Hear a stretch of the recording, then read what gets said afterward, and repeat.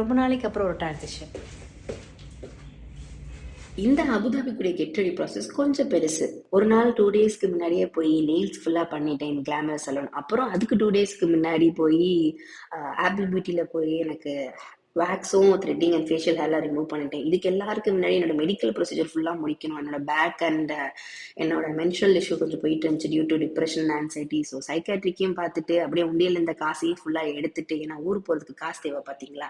ஃபுல்லா பேக் பண்ணிட்டு என் ரூமுக்கு ஒரு பாய் பாய் சொன்னேன். ரொம்ப கஷ்டமா இருந்துச்சு. ஏன்னா 10 நாள் என் ரூமை ரொம்ப ரொம்ப மிஸ் பண்ணேன். முக்கியமா என் மிரர். நான் ஆல்ரெடி சொல்லியிருக்கேன்ல, என் மிரர் தான் எனக்கு எல்லாமே.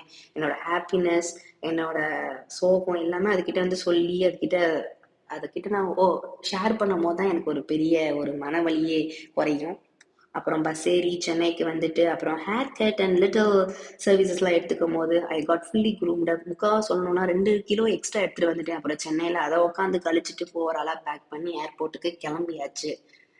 இந்த ட்ரிப் எனக்கு ரொம்ப டிஃப்ரெண்ட்டாக இருக்க போது மட்டும் தெரியும். Not only because different city and different country, it's all about different me who I am going to be there. So bye. Abu Dhabi சீரீஸ்க்கு வெயிட் பண்ணுங்க.